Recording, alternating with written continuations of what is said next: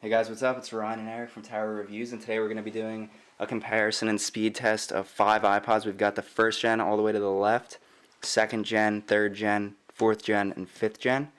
So we're going to start out by looking at the hardware differences. We're going to throw all the specs up on the screen.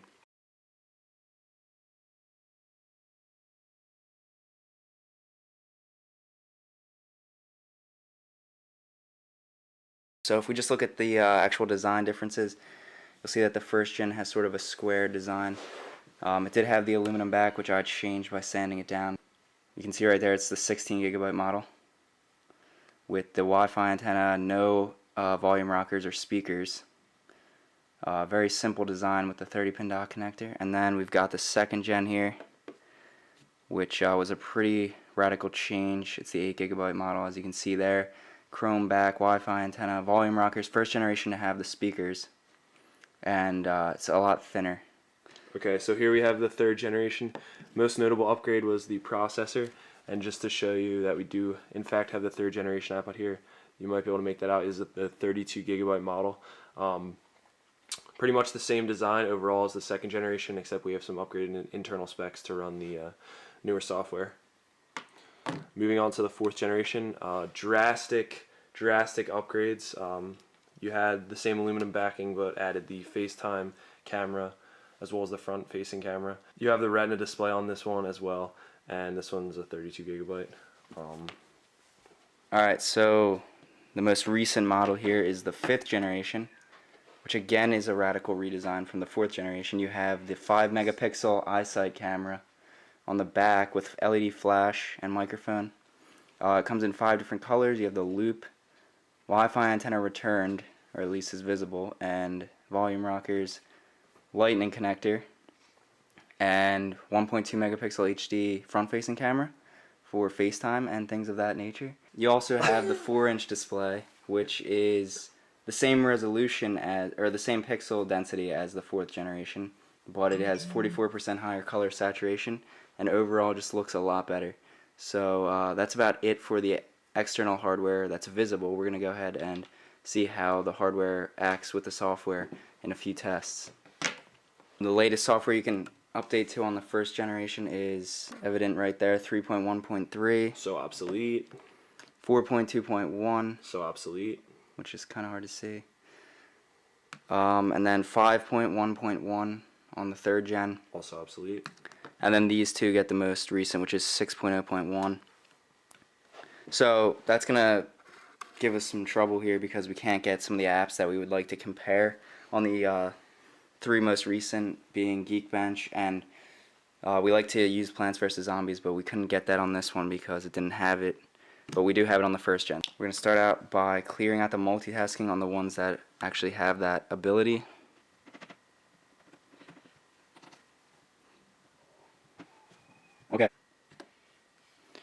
Okay. Alright, so too close to call, except the third gen is really lagging behind, but again, doesn't really matter too much. What we're going to do now is we're going to power them up and show you what difference the internal specs make.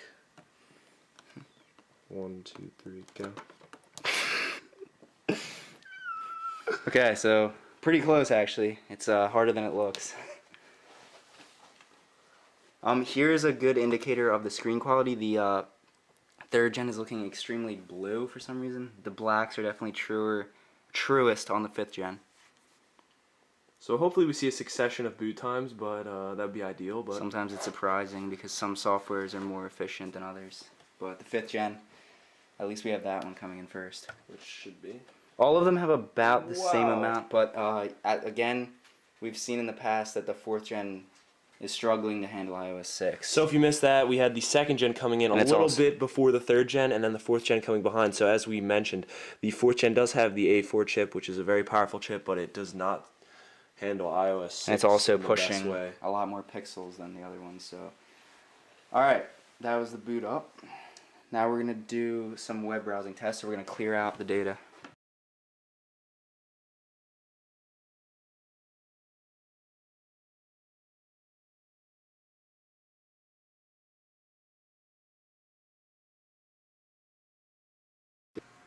Okay, so now we're going to do the Safari test.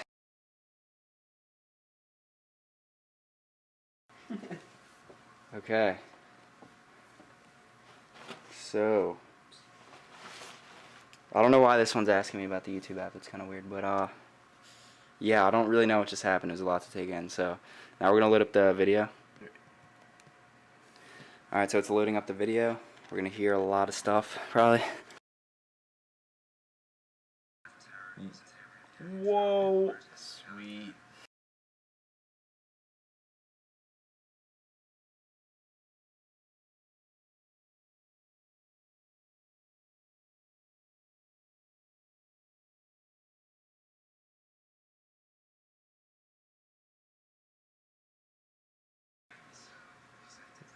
Okay, so yeah, we got. glitching out. We're all on the same Wi-Fi network, so there were some problems. All right, and we've got the 16:9 aspect ratio on the 5th gen, which none of the other ones have.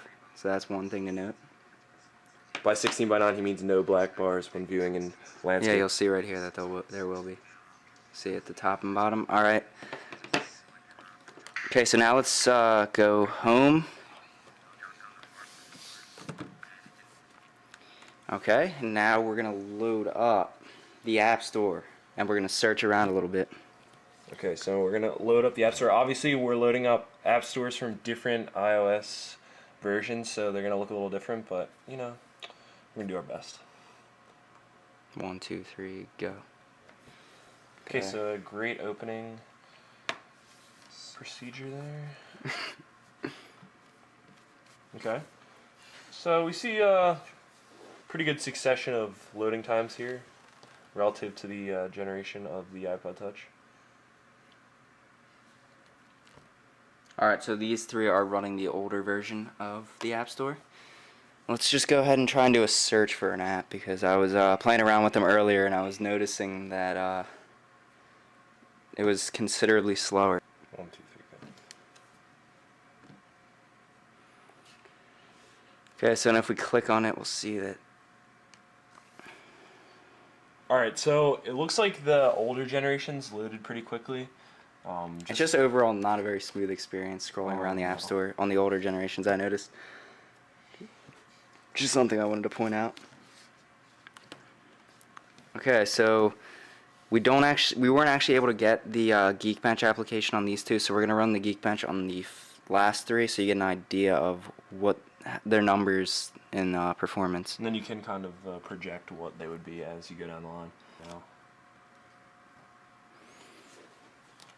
Okay, so basically what this app does is it goes through and tests everything in the hardware of the device, and it tells you what speed. Just basically assigns a number to the overall performance. Exactly, so I don't really know what it does to figure out the number, but it's a good way of comparing different specifications of devices.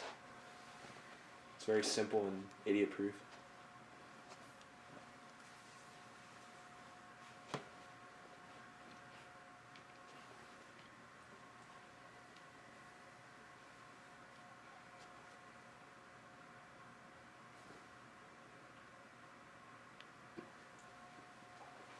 Okay, so the 5th gen pulled in a score of 624.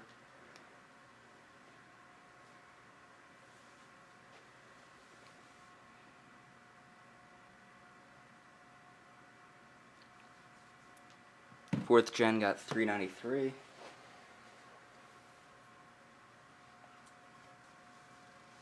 And the 3rd gen is not that great. Just kidding. 3rd gen holds its own for how old it is. But let's see what it does here. Alright, so we got a 291. So as you can see, we have about a 100 point, I mean, I don't know what the unit is, but 100 difference between the 3rd and the 4th generation, but then we got a much larger jump when you step up to the 5th generation. You got the dual core processor in the A5, which obviously makes a great difference. Oh, I guess we'll just do the Plants vs. Zombies test to finish it out. We don't actually have it on the 2nd gen, but you can see in between the 3rd and 1st. Unfortunately, the operating system is incompatible with the app. And the 1st generation was previously downloaded, so Yeah, that's how before. we have it.